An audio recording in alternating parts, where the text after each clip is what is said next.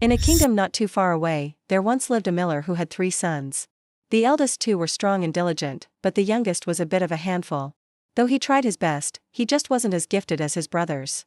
"You'll never make a good miller," his father would sigh, "but perhaps a hatter would appreciate your unique talents."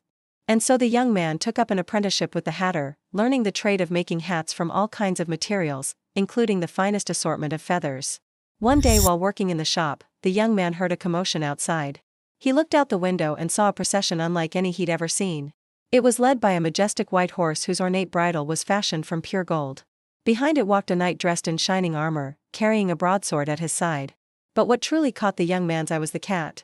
It was a ginger tabby wearing tall black boots and a feathered hat that matched the knight's. Most peculiar of all, though, was the sword strapped to its side. As soon as the procession had passed, the young man rushed out into the street, eager to catch up with them. "Excuse me," he called to the knight, "but may I ask who that was?"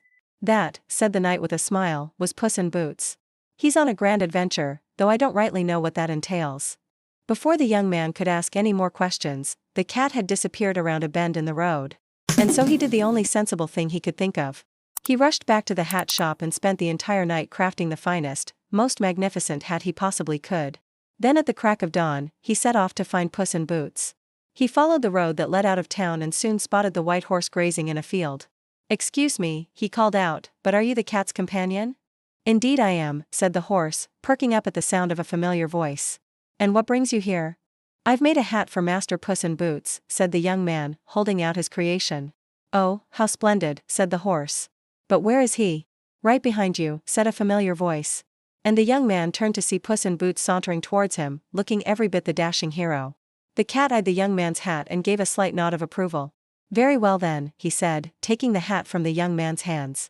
"You may join us on our adventure if you wish." And so the 3 companions set off together down the road. They traveled for many days until they came to a clearing in the woods. In the center stood a small cottage, and smoke was curling invitingly from its chimney. "We'll rest here for the night," said Puss in Boots, and the others agreed. As the young man knocked on the door, he couldn't help but feel a sense of unease. The cottage was unnaturally silent, and he couldn't shake the feeling that they weren't alone.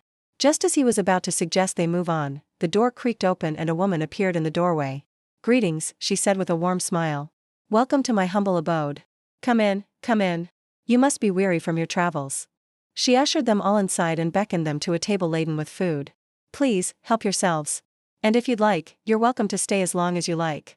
As the young man filled his plate, he noticed a pair of eyes gleaming at him from the corner of the room. He turned to see an old woman seated in a rocking chair, and she was watching them intently. "Don't mind her," said the woman at the table. "She's a bit odd, but harmless." The young man nodded, though he couldn't shake the feeling that something wasn't quite right. Just then, Puss in Boots stood up and addressed the woman. "We're very grateful for your hospitality," he said, "but we must be on our way. Our adventure is far from over." The woman's smile widened, revealing teeth that were just a little too sharp. "Oh, I understand," she said, her voice dripping with false sweetness. "But you'll need supplies for your journey. Let me show you to some rooms where you can refresh yourselves." And with that, she led them through the house and into 3 separate bedrooms. Meanwhile, the old woman went to the window and let out a cackle. "At last," she cried, "my opportunity has come again." Now, you might be wondering what the old woman's game was, and I'll tell you all about it in the next episode. But I must warn you, you won't want to miss a single moment. So be sure to subscribe and join us next time for the next exciting chapter of Puss in Boots.